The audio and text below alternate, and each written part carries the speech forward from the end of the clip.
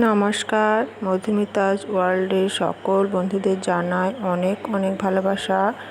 আজকের ভিডিওটা সকাল থেকেই শুরু করেছি। সকালে সূর্য উঠেছে, উদিত হয়েছে, আর আমি এখন ছাদ বাগানে চলে এসেছি। গাছেদের একটু পরিচর্যা করব। আজকে করব চন্দ্রমল্লিকাদের পরিচর্যা। তো তার আগে একবার ছাদ বাগানের ফুলগুলো দেখে নাও, আর সেই সাথে আমার সমস্ত বন্ধুদের আমি অনেক অনেক ভালোবাসা জানাই। পুরনো বন্ধুদের জন্য রইল আমার অনেক অনেক ভালোবাসা, আর নূতন বন্ধু যারা আমার চ্যানেলে নূতন এসেছো তাদের জন্য রইল আমার অফুরন্ত ভালোবাসা। আর যদি এখনও কেউ আমার চ্যানেলটি সাবস্ক্রাইব না করে থাকো তাহলে অবশ্যই সাবস্ক্রাইব করে রেখে দিও। তো চলো আজকের কাজ শুরু করা যাক। তো আজকে তো মে মাসের লাস্ট সপ্তাহ, এবার জুন মাস আসছে। জুন মাসে তো এবার চন্দ্রমল্লিকা পরিচর্যা শুরু করতেই হবে। ওই জন্য আজকে ভাবলাম চন্দ্রমল্লিকাগুলো নিয়ে একটু পরিচর্যা করব। তার আগে তোমাদের সাথে ফুলগুলো একটু শেয়ার করে দিলাম। এটা হলো বুদ্ধজয়ী ফুল। কতটা ফুল সুন্দর ফুটেছে দেখো। আর এই যে দেখো, আমার এই ছাদের উপরে জায়গা আছে মাটি রাখার, তার নিচে যে শেডের মতন হয়ে আছে ওর নিচেই আমি চন্দ্রমল্লিকা গাছগুলো ফুল শেষ হওয়ার পরে রেখে দিই।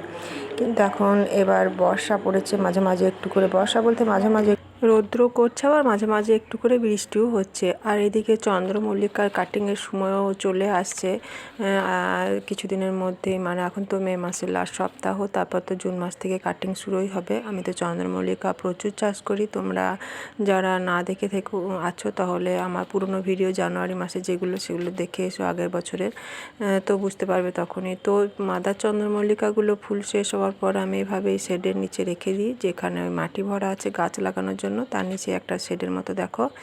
এখন এই গাছগুলোকে আমি বের করব। এগুলো এখন সব সময় তো ভালো রৌদ্র কিংবা বৃষ্টি পায় না, তো ওই জন্য গাছগুলো এখন বের করছি। এই যে দেখো, একটা গাছে ফুল ফুটেছে কেমন। তো এগুলো এখন বের করছি ওই যে ভিতর থেকে। আর তারপরে শুকিয়ে যাওয়া ডাল পাতা সমস্ত কিছু একটু একটু করে পরিষ্কার করব, আর একটু করে মাটিগুলো খুঁড়ে দেবো। এটা একটা উচ্ছে গাছ হয়ে গেছে। তো এইভাবে ছাদ বাগানে আমি আজকে চন্দ্রমল্লিকা গাছগুলো এইভাবে আজকে বাইরে পরিষ্কার রেখে দেবো, একটু করে মাটি খুঁড়ে দেবো।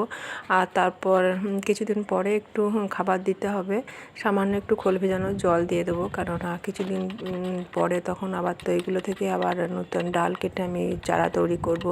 এগুলো মাদার চন্দ্রমল্লিকা রেখে দিই। আর গাছগুলো দেখো কত সুন্দর হয়ে আছে। ওই জন্য গাছগুলো একটু বাইরে বের করে নিয়ে এলাম, এগুলো যাতে একটু বৃষ্টি পায়। তো ছাদটা সেই সাথে একটু পরিষ্কারও করে নেব। এই যে দেখুন, নটমণি ফুলগুলো ফুটে গেছে। তো ছাদে কাজ করতে লাগলে অনেকটাই টাইম লেগে যায়। ওই জন্য পুরো ছাদটা একটু টবগুলো সরিয়ে সরিয়ে পরিষ্কার করে দিয়েছি। এইদিকে ওইদিকে অনেক গাছপালা আছে, অনেকটা টাইমও লেগে গেছে। আর এইদিকে দেখো, এই আরও যে চন্দ্রমল্লিকাগুলো আছে সেগুলো একটু করে পরিষ্কার করে দিব। এখানে এই যে এগুলো রয়েছে অনেক চন্দ্রমল্লিকা, এগুলো একটু করে পরিষ্কার করে দেবো, আর মাটি খুঁড়ে দিয়ে গাছগুলো একটু জল দিয়ে দেবো। আর তারপরে কি করছি চলো তোমাদের সাথে সেটাও শেয়ার করে দিই।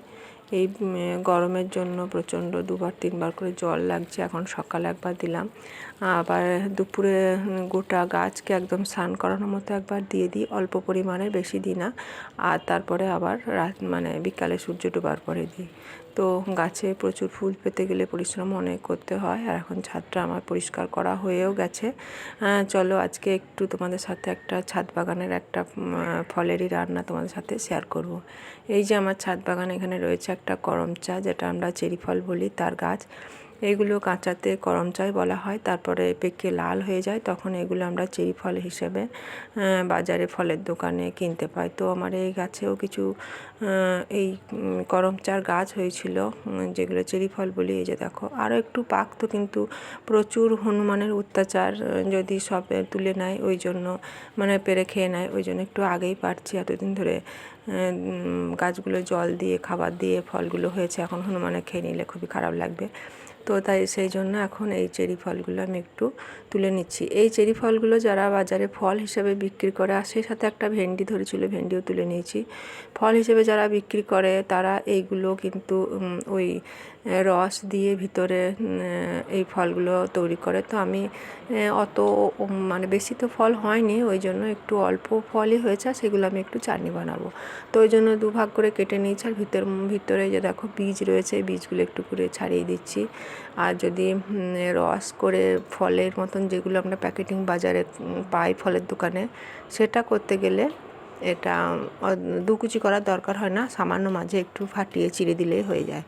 তো আমি যেহেতু চাটনি করছি সেই জন্য দুই ভাগ করে কেটে নিয়েছি।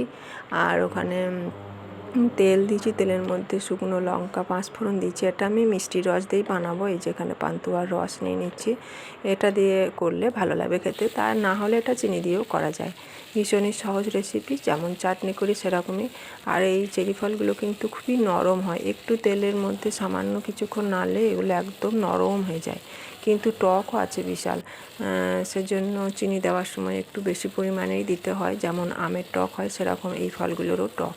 তো একটু নেড়েচেড়ে নিয়ে সামান্য পরিমাণের লবণ দেবো, হলুদ দেবো না, যেহেতু এটা দেখতে সুন্দর লাল কালার। তো এইভাবে নেড়ে নিয়ে রসটা দিয়ে আমার চাটনি তৈরি হয়ে যাবে।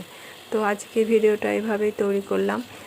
তোমাদের কেমন লাগছে অবশ্যই জানিও, লাইক কমেন্ট শেয়ার করো। আর নতুন বন্ধুরাও আমার, তো চিনি দিলে সামান্য একটু জল দিলেই হবে, খুবই অল্প পরিমাণে, চিনিটা কেবলমাত্র নরম হওয়ার জন্য। তো আমি এখানে যেহেতু রস দিয়েছি সেই জন্য অল্প দিয়েছি। আর এদিকে হয়েও এসছে, ঘন হয়ে গেছে, এখন নামিয়ে দেবো, তৈরি হয়ে যাবে আমার করম চাটনি।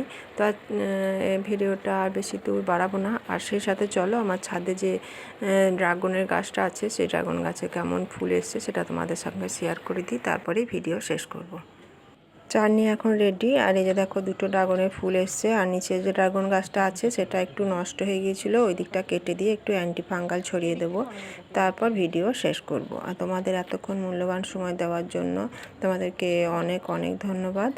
আর তোমাদেরকে আবারও অনেক অনেক ভালোবাসা জানিয়ে আজকের ভিডিও শেষ করছি এখানেই। নমস্কার।